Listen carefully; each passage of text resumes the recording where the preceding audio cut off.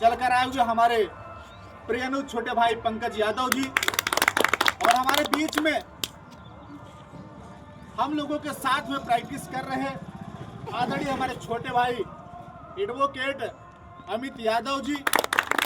और आज इस कार्यक्रम को तैयार करने के लिए, क्योंकि ऐसा कोई प्लान हम लोगों का नहीं था, अचानक रास्ते में आ रहे थे तो हमने अध्यक्ष जी से कहा कि माननीय प्रदेश अध्यक्ष जी से बात करिए, अगर वह आवास पर है, घर पर है, तो उनके घर पर भी बोलेंगे, हालचाल भी हो जाएगा।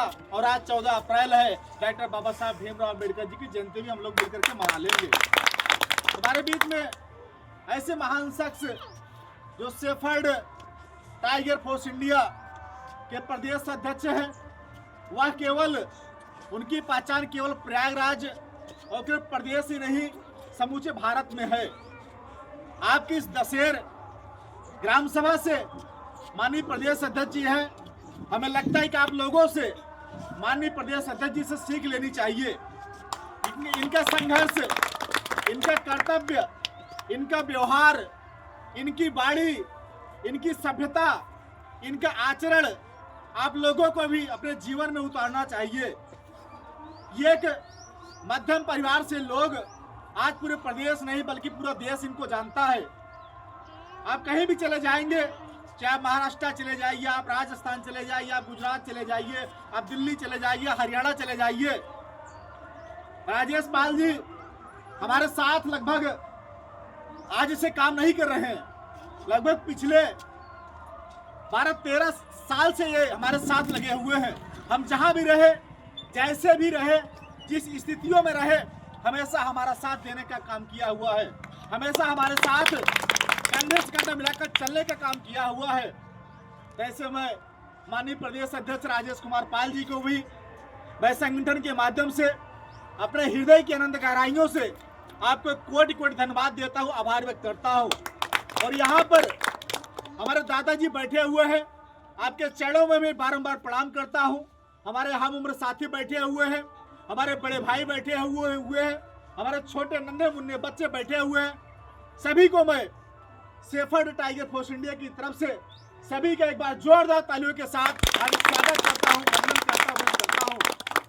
सम्मानित साथियों, आज यह बहुत ही सौभाग्य का विषय है और बहुत ही खुशी का भी दिन है कि डॉक्टर बाबा साहब भीमराव अम्बेडकर की जयंती हम लोग इस दशहर ग्राम सभा में मना रहे हैं। और डॉक्टर बाबा साहब भीमराव अम्बेडकर जी यह केवल दशहर ग्राम सभा में नहीं बल्कि समूचे भारत वर्ष में बहुत बड़े पैमाने पर बहुत धूमधाम के साथ मनाया जा रहा है। तो आप सोचिए कि डॉक्टर बाबा साहब भीमराव अम्बेडकर जी की ख्यात क्या रही होगी, उनका संघर्ष कितना रहा होगा, उनके त्याग व समर्पण कितना रहा होगा, उन्हें परिश्रम कितना किया होगा, उन्हें खून पसीना बहा करके आज हम जो बोल पा रहे हैं, जो आज हम लोग स्वतंत्र भारत में, आजाद भारत में चैन की नींद सो पा रहे हैं, तो डॉक्टर बाबा साहब भीमराव अम्बेडकर की देन है। एक समय ऐसा था कि डॉक्टर बाबा साहब भीमराव अम्बेडकर जी को पढ़ने नहीं दिया जाता था, कक्षा के बाहर बैठ करके डॉक्टर बाबा साहब भीमराव अम्बेडकर जी ने शिक्षा ग्रहण किया हुआ है। आज तो आपके पास संसाधन है, आपके पास व्यवस्थाएं हैं, आपके पास किताबें हैं, आपके पास कलम है, आपके पास टीचर है, लेकिन तब भी हमें लगता है वो सारी चीजें डॉक्टर बाबा साहब भीमराव अम्बेडकर जी करके गए, हम नहीं कर पा रहे हैं। इन्होंने कितना संघर्ष किया अपने जीवन में, कितनी जो है यातनाएं झेली है। डॉक्टर बाबा साहब भीमराव अम्बेडकर जी ने भारत का संविधान लिख करके आपके एक ऐसा संविधान दे करके गए हुए हैं जिसके माध्यम से आप लोग अपने हक अधिकार की लड़ाई लड़ सकते हैं, अपना हक अधिकार छीन सकते हैं, आप अपने बच्चों को अच्छे से अच्छे स्कूलों में पढ़ा सकते हैं, आप अपने बच्चों को नौकरी पेशाओं में भेज सकते हैं। तो डॉक्टर बाबा साहब भीमराव अम्बेडकर की देन है। हमें इनके बारे में पढ़ना पड़ेगा, हमें इनके बारे में जानना पड़ेगा, हमें इनके इतिहास के बारे में जानना पड़ेगा। अब इनके संघर्षों के बारे में जानना पड़ेगा। जब आप इनके बारे में पढ़ेंगे, इनके संघर्षों के बारे में पढ़ेंगे, इनके त्याग व समर्पण के बारे में पढ़ेंगे, तो कहीं कि आपके अंदर एक ज्योति जलेगी, आपके अंदर एक जागरूकता पैदा होगी। आप भी सोचेंगे हम भी जो है संघर्ष करें, हम भी मेहनत करें, हम भी पढ़ाई लिखाई करें, हम भी अच्छी दिशा में जाएं, ताकि हमको भी सफलता हासिल हो पाए। सम्मानित साथियों, डॉक्टर बाबा साहब भीमराव अम्बेडकर जी, लोग कहते हैं दलितों के नेता थे, लोग कहते हैं दलितों के महापुरुष हैं, जबकि बिल्कुल सरासर गलत है। डॉक्टर बाबा साहब भीमराव अम्बेडकर जी केवल एक विशेष जात के लिए काम नहीं किया हुआ है, इन्होंने सभी धर्म, संप्रदाय, मजहब के लोगों के लिए, सभी जात के लोगों के लिए काम किया हुआ है। सभी जात के लोगों के लिए संविधान में हक अधिकार दे करके गए हुए हैं, लेकिन आज भी हम लोग वो सारी चीजें नहीं ले पा रहे हैं। आज जब भी आपके ऊपर कोई समस्याएं आती है, कोई दिक्कतें आती है, हम कहाँ जाते हैं?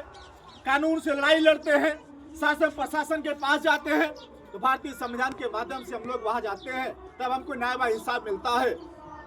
सम्मानित साथियों, डॉक्टर बाबा साहब भीमराव अम्बेडकर जी ने जो संविधान लिखा हुआ है, ये दुनिया का सबसे बड़ा संविधान है, दुनिया का सबसे अजूबा संविधान है। आपको संविधान के बारे में पढ़ना पड़ेगा। हमारे घर में गीता की किताब हो सकती है, रामायण की किताब हो सकती है, महाभारत की किताब हो सकती है, लेकिन हमारे घर में संविधान की किताबें नहीं होंगी। हमारे घर में संविधान की किताबें होनी चाहिए। हमें संविधान के बारे में पढ़ना चाहिए, क्योंकि जो आपको अधिकार मिलता है, जो आपके न्याय व इंसाफ मिलता है, तो आपको भारतीय संविधान से मिलता है।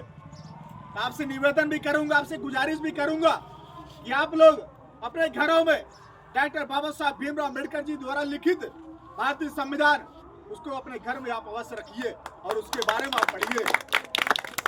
सम्मानित साथियों, हम हमेशा लोगों को जागरूक करने का प्रयास लगातार 15-16 वर्षों से कर रहा हूं। प्रदेश का ऐसा कोना कोई बचा नहीं है, ऐसे कोई जिला नहीं बचा हुआ है या जिस जिले में अपने संगठन के माध्यम से, आप लोगों के माध्यम से जा करके समाज के लोगों को जागरूक करने का काम न किया हो। लगातार संघर्ष कर रहे हैं, लगातार मेहनत कर रहे हैं, लेकिन इस मेहनत में भी, इस संघर्ष में भी आप लोगों के सहयोग का, आप लोगों के भी साथ की जरूरतें हमें पड़ेगी और आपको देना पड़ेगा। जब तक आप साथ व सहयोग नहीं देंगे, ये धामू भी अकेला कुछ नहीं कर सकता है। आपको साथ देना पड़ेगा, आपको सहयोग करना पड़ेगा, तभी हम भी कुछ कार्य कर पाएंगे।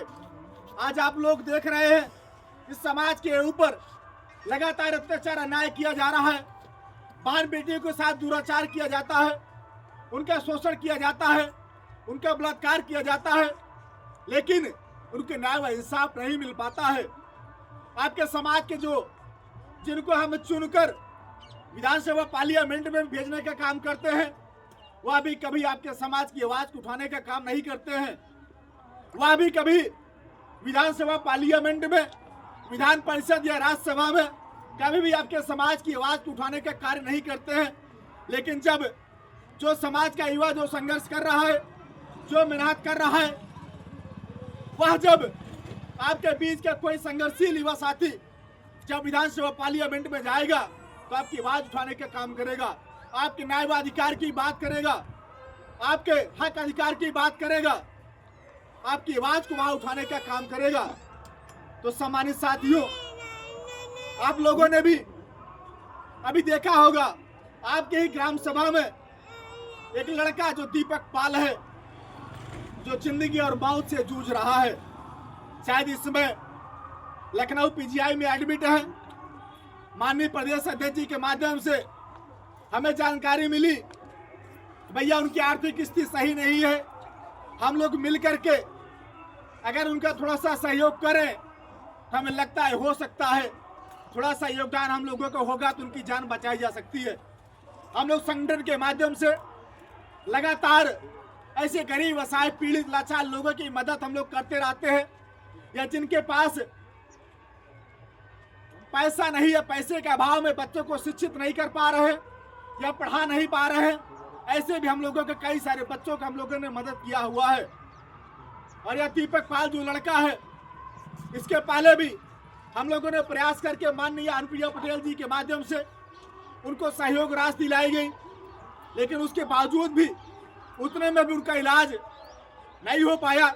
हम लोगों ने समाज के माध्यम से एक अपील किया, मात्र छोटी सी अपील किया कि आप लोगों के सहयोग की जरूरत है।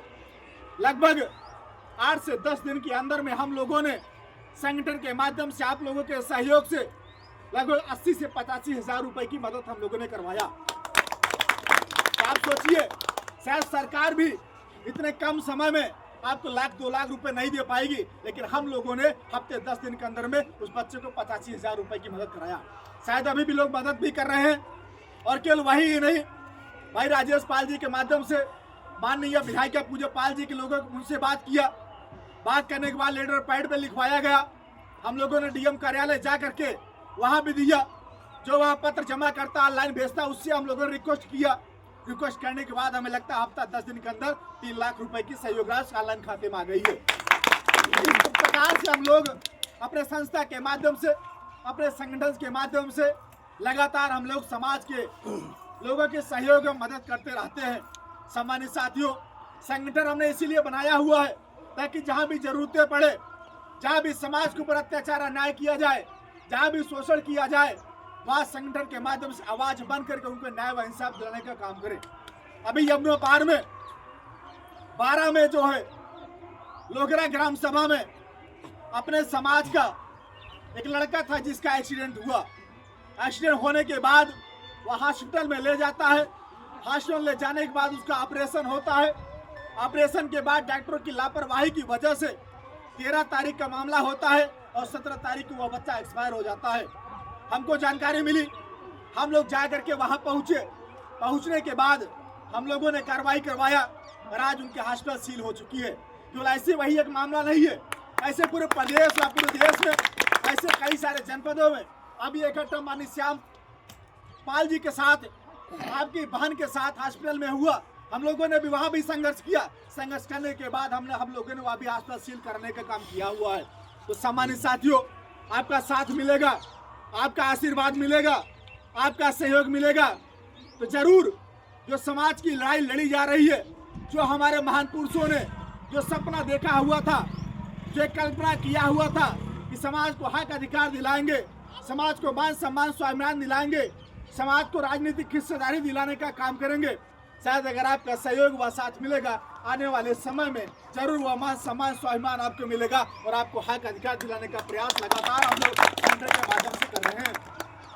सम्मानित साथियों, यही सिर्फ आपसे कहना चाहता हूँ कि जिंदगी जीना आसान नहीं होता है। जिंदगी जीना आसान नहीं होता है। बिना संघर्ष कोई महान नहीं होता है। पत्थर पर भी जब तक चोट पड़े ना छेनी हथौड़ी की, तो पत्थर भी भगवान नहीं होता है, पत्थर भी भगवान नहीं होता है। सम्मानित साथियों, आपसे गुजारिश और निवेदन करूंगा, शिक्षा, आप एक रोटी कम खाएं, आप नंगे पांव चल लीजिए, आप भूखे सो लीजिए, कपड़े कम पहनिए, शान शौकत कम रखिए, लेकिन अपने बच्चे को अच्छे से अच्छे स्कूल में भेजने का कार्य आप अवश्य करिए। क्योंकि डॉक्टर बाबा साहब भीमराव अम्बेडकर जी ने कहा था कि शिक्षा उस श्रेणी का दूध है जो पिएगा वही दहाड़ेगा। आज अगर पूरी दुनिया में आपको डंका बजाना है, पूरी दुनिया में आपको अपने आप को स्टेब्लिश करना है, शिक्षा रूपी हथियार को आपको अपनाना पड़ेगा। तो सम्मानित साथियों, शिक्षा के महत्व को समझिए। आज आपके जीवन में या आपके मानव जीवन में जिस प्रकार से आपके शरीर में सबसे महत्वपूर्ण जो हड्डी होती है वो रीढ़ की हड्डी होती है। अगर आपके शरीर में रीढ़ की हड्डी टूट जाए, हमें लगता है कि आपका जीवन जीना बेकार है। उसी प्रकार से आपके जीवन में शिक्षा रूपी हथियार को आपको अपनाना पड़ेगा। आज आप किसी को जवाब देना है, किसी से लड़ना है, तो आपको कलम की ताकत से लड़ना पड़ेगा, आपको शिक्षा रूपी हथियार से लड़ना पड़ेगा। आज की जो लड़ाई है वो बंदूक तलवार की लड़ाई नहीं है। आज की जो लड़ाई है वो कलम की लड़ाई है। कलम की धार को आपको मजबूत करना पड़ेगा, तभी आज अपने समाज को मान सम्मान स्वाभिमान दिला पाएंगे। सम्मानित साथियों, मानवर काशीराम जी कहा करते थे कि निकलो बंद मकानों से, जंग लड़ो बेईमानों से। तो आज आपको जरूरत है, हमारी लड़ाई किसी जाति संप्रदाय मजहब से नहीं है, हमारी लड़ाई किसी धर्म विशेष से लोगों से नहीं है। वो चाहे जो भी हो, जो भी अत्याचार अन्याय कर रहा, असहाय गरीब लोगों के ऊपर, लाचार लोगों के ऊपर, उनके खिलाफ हम लोगों को एकजुट होकर के संघर्ष करके उनके खिलाफ लड़ाई लड़ना है और उन गरीब लाचार लोगों को न्याय व इंसाफ दिलाने का काम करना है। सम्मानित साथियों, आपसे कहना चाहता हूं कि राख हौसला मंजर भी आएगा, राख हौसला मंजर भी आएगा, प्यासी के पास चलकर समंदर भी आएगा। थक कर ना बैठे मंजिल के मुसाफिर, मंजिल में मिलेंगे, मिलने का मजा भी आएगा, मिलने का मजा भी आएगा। सम्मानित साथियों, आज आप लोग देख रहे हैं, लगभग यहाँ भी हो सकता है कुछ ऐसे परिवार के लोग होंगे जो आज भी भेड़ पालन का कार्य कर रहे होंगे और बड़े पैमाने पर। मैं तो लगभग पूरे प्रदेश में टहलता रहता हूँ या तमाम सारे जनपद में जाता रहता हूँ या कहीं भी रास्ते में देख लेता हूँ कि समाज के लोग अपनी भेड़ पालन की भेड़ को लेकर के जा रहे हैं। गाड़ी रोक करके उनसे बात करने का काम करता हूँ, उनके समस्याओं को जानने का काम करता हूँ कि समस्याओं से वो जूझ रहे हैं। आज भेड़ पालन का भी, भेड़ पालकों के लिए भी एक बहुत बड़ी समाज की समस्या है। कहीं भेड़ चोरी कर लिया जाता है, कहीं भेड़ों के साथ एक्सीडेंट हो जाता है, कहीं जंगली जानवरों का खतरा रहता है, कहीं सरकार के द्वारा ऐसी दवाइयाँ दी जाती है कि हमारी भेड़ मर जाती है, लेकिन सरकार की तरफ से किसी प्रकार का भेड़ पालकों को कोई मुआवजा नहीं दिया जाता है। आज उनका भाव जो इसके भेड़ का बाल काटा जाता है, हमें लगता है कोई कीमत उसकी नहीं हो, फेंक दिया जाता है। अभी हम लोगों ने अपने संगठन के माध्यम से हमने माननीय प्रधानमंत्री को, माननीय मुख्यमंत्री को भेड़ पालकों की जो समस्या, उस समस्याओं को लेकर के हमने ज्ञापन दिया हुआ है। सम्मानित साथियों, लगातार हम समाज में जो भी घटनाएं हो रही है, समाज की जो भी समस्याएं हैं, हमेशा संगठन के माध्यम से उठाने का काम कर रहा हूं। बस यही कहना चाहता हूं कि आपका साथ और सहयोग की जरूरत है। जब आप लोग साथ देंगे, आप लोग सहयोग करेंगे, तभी हम भी अपनी आवाज़ को बुलंद कर सकेंगे। बस ज़्यादा कुछ नहीं कहते हुए आपसे गुजारिश और निवेदन करूंगा कि आप लोग एकजुट रहिए, एकत्रित रहिए और संघर्ष करिए, क्योंकि जब तक आप एकत्रित नहीं होंगे, आप एकजुट नहीं होंगे, तो आपको भी राजनीतिक हिस्सेदारी नहीं मिलने वाला है। आज आप देख रहे हैं कि आपके समाज के जो भी लोग हैं, हमें नहीं लगता है पार्टियों में भी जो लोग जुड़े हुए हैं उनको हिस्सेदारी मिल रही है, नहीं मिले ना के बराबर है। लेकिन इसके लिए सबको एकजुट होना पड़ेगा, युवाओं को आगे आना पड़ेगा। जो भी सम्मानित हमारे युवा साथी है, क्योंकि कहा भी जाता है कि एक नई जमीन पैदा करो, एक नई जमीन पैदा करो, एक नया आसमां पैदा करो, मांगने से अधिकार नहीं मिलता। अरे मेरे दोस्त, अपने हर मोहल्ले में एक नौजवान युवा पैदा करो, एक नौजवान युवा पैदा करो। आज जैसे आपके मोहल्ले में माननीय राजेश कुमार पाल जी है, जब भी कोई बात होती है, कोई समस्या होती है, किसी प्रकार की कोई घटनाएं होती है, ये आवाज़ उठाते हैं, सोशल मीडिया के माध्यम से आवाज़ उठाते हैं, लोगों के माध्यम, संगठन के माध्यम से आवाज़ उठाते हैं। हम लोग सक्रिय होकर के उनके लिए काम करते हैं। ऐसे नौजवान साथी हर मोहल्ले में, हर कस्बे में, हर क्षेत्र में हमें पैदा करना पड़ेगा, हमें उनको तैयार करना पड़ेगा, हमें उनको जागरूक करना पड़ेगा, उनको बताना पड़ेगा, ताकि वह भी आपकी आवाज़ को, आपके समाज की आवाज़ को, आपकी समस्याओं को वो शासन प्रशासन तक उठा सके, वो शासन लोगों तक पहुंचा सके, ताकि आपकी समस्याओं का समाधान किया जा सके। आज आप लोग देख रहे होंगे, जब भी कोई घटनाएं घटित होती है, हम सबसे पहले कहाँ जाते हैं? थाने में जाते हैं। लेकिन थाने में क्या होता है, जो पुलिस प्रशासन के जो लोग हैं वो आपको डांट फटकार करके भगा देते हैं, आपका FIR नहीं लिखा जाता है। हम लोग ऐसे 2-4-6 दिन नहीं बल्कि महीनों बीत जाता है, FIR नहीं लिखा जाता है। ऐसी समस्या आज पूरे प्रदेश में समाज के साथ हो रही है। कितना प्रयास करने के बाद, कितना दबाव देने के बाद, कितना संघर्ष करने के बाद हम लोग जा करके तब FIR दर्ज करा पाते हैं। ऐसे तमाम सारे मामले हैं। इसके लिए जब तक हम लोग, जब भी जरूरतें पड़े या समाज के लोग जब भी आपको आवाज़ लगाएं कि आज आपको यहाँ आना है, यहाँ सामाजिक कार्यक्रम है, यहाँ धरना प्रदर्शन करना है, या यहाँ पर हमको अपना शक्ति प्रदर्शन करके दिखाना है, या हमें थाने का घेराव करना है, आप लोग एक दिन का समय निकाल करके उसके लोगों के साथ खड़े होइए जो आपकी न्याय व इंसाफ लड़ाने के लिए आपके लिए काम कर रहा है। तो सम्मानित साथियों, बस इसी के साथ ज़्यादा कुछ न कहते हुए अपनी बाणी को विराम दूंगा। जय हिंद, जय भारत, जय महिला, जय वीर, नमो बुद्धाय, गौ वंदना।